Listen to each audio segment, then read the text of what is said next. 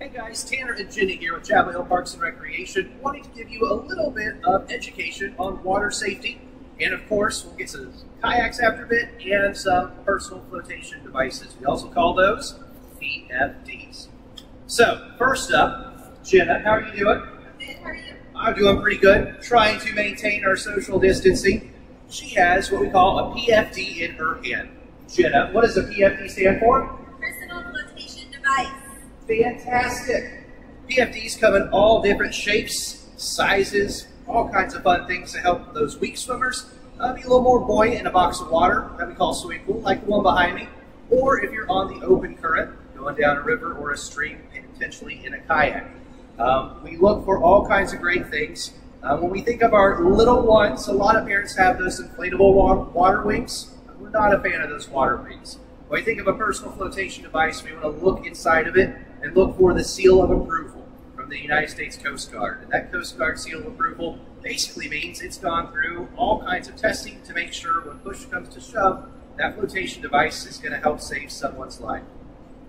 Instead of those water wings for the little ones, I love these little puddle jumpers right here. If you notice, it's designed in construction. It's going to be right across the chest of the little one and then up on the biceps. That way, if that little swimmer becomes distressed or maybe has to take a little break, it's going to force that airway and the eyes to the sky to keep them afloat until an adult with some safety can come over to them. So a really big fan of these little puddle jumpers. As we look toward an adult life jacket here, we want to look for, again, that Coast Guard seal of approval that will be on that back panel. Again, meaning that it's been tested by the Coast Guard and that it will save someone's life. As we put them on, we're going to see that when we put that life jacket on, we're going to zip it up and give it a good buckle. And if you can yourself, or if you have someone else to help you out, you can do a little tug on it, and you're going to make sure the top of that life jacket doesn't cross the ears. If it crosses and goes way above those ears, then that's going to be a life jacket that's too small, and perhaps we should try a size smaller on our life jacket there. So that's a good size-fitting life jacket for Jenna there, and all of these little tips here can be summed up by our partners at the American Red Cross with one fun phrase: don't just pack it, wear your life jacket. Alright, so in front of us we have a kayak. We're going to go over some parts of the boat. So the first part we have is up in the front. Tanner, do you know what this is called? The front! The front, so we call it the bow. You know it's at the front of the boat because when you bow forward. Alright, so that's the bow. What do we call the back of the boat? The back. So at the back of the boat, we call it the stern. And then we have this really cool compartment right here on this boat. It gives you just a little bit of extra room for if you want to bring some of your safety devices with you. You should be wearing your PFD, but you can put your water back here, you can put some snacks, a towel, whatever you may need on your paddle trip. Tanner, I've got one more that I know you can get. What do we call this right here? The seat? The seat. Alright, so the seat is where you're going to sit while you're in the boat. In our whitewater boats, we have this whole kind of put-in area. We call it the cockpit. So it's like when you're piloting a plane, you're going to be in the cockpit because you're driving the boat. So around the whitewater boats, we also have this little lip that goes all the way around. This will be if you have a drip skirt on, because you're going to do some whitewater paddling. Your drip skirt will fit right over this lip. It goes all the way around the cockpit. A couple other things we have is on the side of the boats. We just call these the gunnels. There's one on each side. We've got two sides to the boat. In here, we also have a cup holder. This is a swanky kayak with our cup holder. One more thing that's inside the boat is we do have our little foot pedals down here. You can see those in there. Every time you get in the boat, before you start paddling on water, you want to go ahead and adjust those and make sure that they're fit to your feet so you're not stretching for them. If you're stretching for your foot pedals, you're going to be a little bit less balanced. So all we need when we go on the water is the boat, right? Oh no, you've got to have your safety equipment and your paddle. And our paddle! Alright, so this is what a paddle looks like for our kayak. So notice there are two sides to it. When you're in the kayak, you want the words on the paddle facing you, so you're not going to see them right now. This is how it looks for a kayak. The words are upright and facing me. Then it's also a little curve to the paddle. You want to be able to use it kind of like a spoon, so you can ice cream through through the water. The different parts. What do we call this up here? The scoop. The scoop. We also call it the blade of the paddle. You have a blade on one side and a blade on the other side. We have these fancy little things here. They're called drip rings. The idea is that they kind of help the water not get all over you while you're paddling. They do their best. The other part of the paddle we have is where you hold it. We call it the handle. That sounds right, the handle. No, we actually call it the shaft on a paddle.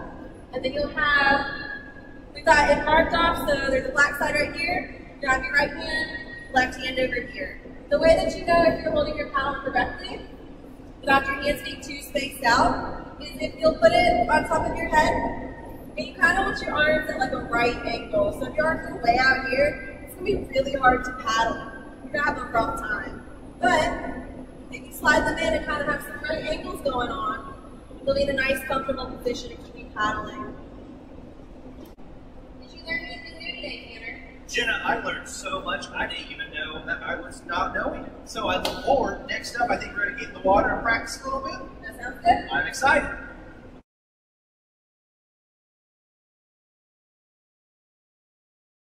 Hi, I'm Keith. We're here at the pool today talking about kayaking and paddle strokes. We know it's getting nice weather and we wanted to give you a little safety tips on how to operate your boat in the lake and possibly in the river.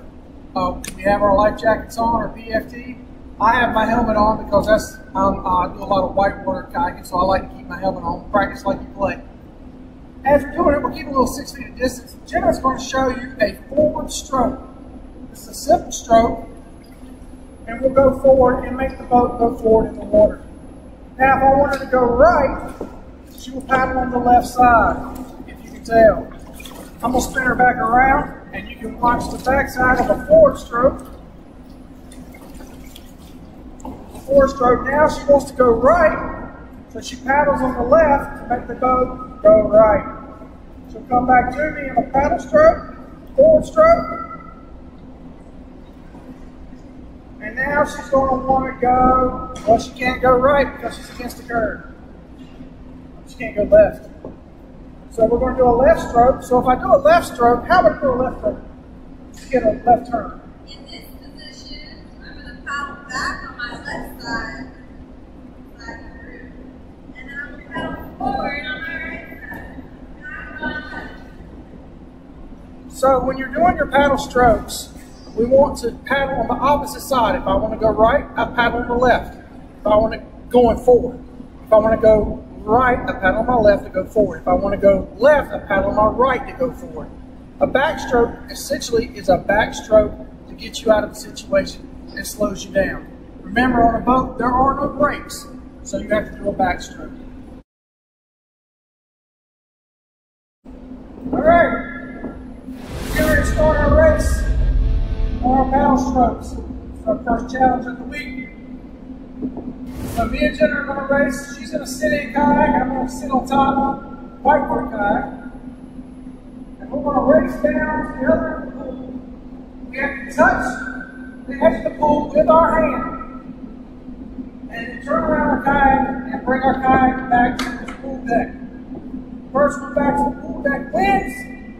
On Tanner's mark, set, go, we will start. Jenna, you good? Okay. You going to lose? Probably.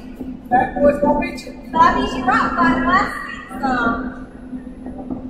Alrighty, kayakers, on your mark, get set, go!